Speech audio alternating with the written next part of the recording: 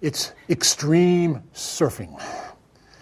It turns out that I spend, for lucky reasons, 3 months a year in Maui. And this kid, who is, by the way, a world champion now, lives next door to me.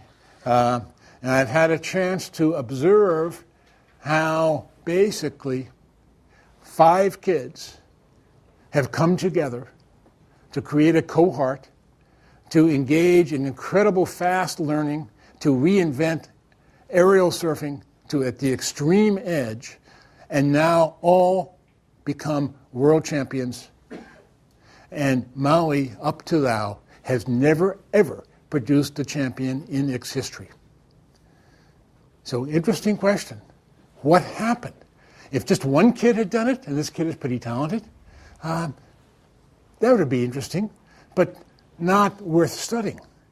The question is, how did they all become? What's going on here? Why do I bring it up? How did this become possible? So I've had a chance to live with these guys, have dinner with these guys, because they're, as I say, 200 feet from my house. They find me kind of weird. I find them kind of interesting. Now, the obvious thing is they came together and they said, somehow we're going to learn as much as we can from each other.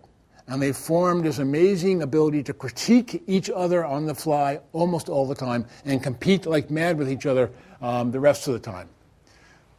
It's not surprising. These guys have extreme passion in order to be able to push themselves to the edge. They fail continuously. By the way, when you fail sometimes out there, it's really bad. You get really messed up. So this is not an easy fail, but it doesn't stop them one iota. Kind of another thing they do, is kind of, again, obvious, is they get all the DVDs of all the champion surfers around the world. They bring them into their living room next door, and they sit there with iMovie and a few other things, and they go through this thing frame by frame by frame, studying each move, seeing what they can do about this. They dash down the hill till they surf, try it out, back up, so on and so forth. Another thing they do, and you actually saw it in the water there, is very near the very end, you saw Dusty almost land on somebody. Well, that was a cameraman trying to grab a picture of Dusty performing. In fact, all Dusty has to know, to let it be known he's about to go surfing, and videographers flock from all over the place.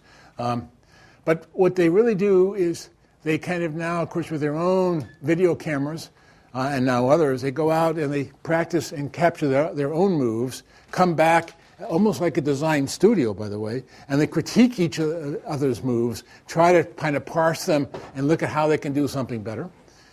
One of the most interesting things to me, and an idea that I think comes through a lot of stuff that you guys must be thinking about, is how do you get the best ideas from adjacencies?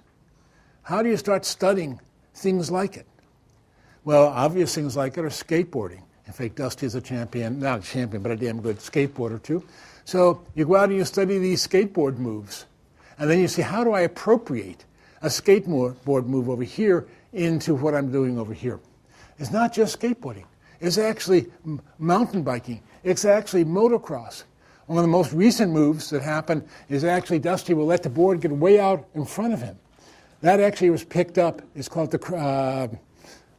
I forgot the exact name of it, but I call it the motocross move. It came from motocross extreme performance, and where you can actually see these guys with their motorcycles out in front of them flying over an edge. He said, I bet I can kind of appropriate that. Okay, those are kind of obvious in some ways. 2 more things is that basically Dusty and his gang understand local ecosystems. They understand spikes. What they do is they're constantly flying all over the world, circulating around the world, going to every kind of local, talented place, competing with those surfers, looking for new moves, and so on and so forth. In fact, when I have to talk to Dusty, it has to be, of course, by Skype. I have no idea what country he's going to be in. He circulates the globe. But it's interesting how they have kind of figured out, as we all would expect, that there are seats of incredible talent.